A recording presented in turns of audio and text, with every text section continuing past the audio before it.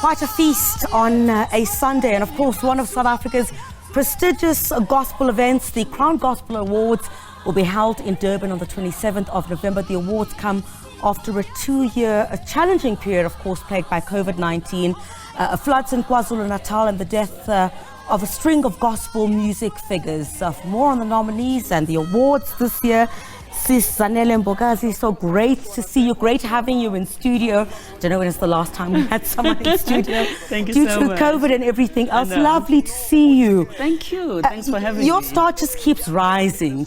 You've been a prominent figure on television screens for decades, and you've played your role in quite a number of aspects. But let's start with last night. Yes, just yesterday, you won an award. Yeah.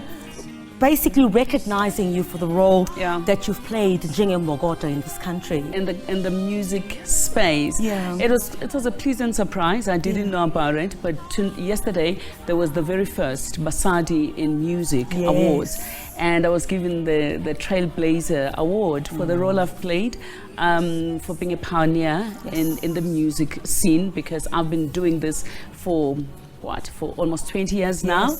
It's been hard. I think we've paved the way, but also we are now assisting to mentor those who are coming after us and those who are coming into the music space as women who've been behind the scenes and making things happen. We're saying those that are coming now should not go through what we went through. Yeah, so yes. Fantastic. So the Crown Gospel Awards taking place in November. I mean, you know, this is one of the very, very few platforms that honors, gospel musicians in this country. And, after this break that we've had of 2 years, finally back, we'll have that wow audience again. I guess tell us a bit about that and who are some of the nominees this year. We can't wait. We're so excited that after 2 years of a break, we're going back to the Durban ICC. It's going to be amazing. We were heavily affected by the lockdown. Our artists were heavily affected, of course, in terms of revenue. We couldn't play. But going back this year for us, our theme is Ebenezer, but also we're celebrating 15 years. So we're looking back and we're saying the Crown footprints are so visible because we've got tangible evidence of what we've been able to produce. We've got people that were doing well, but mostly in the periphery, and the Crown platform brought them into the mainstream. And we've been able to be very, very intentional about pushing gospel into a #1 position in terms of genres of music. So we are excited. Nominees were announced on Friday, and we can't wait. People have to vote, and it's fresh talent.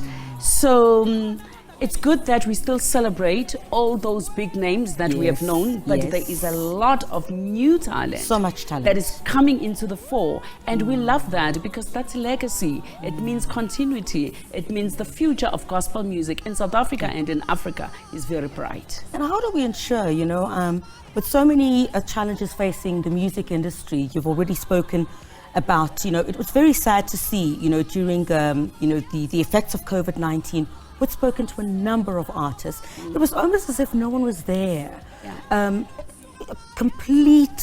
Everything just wiped out because you're reliant on this live performances being booked.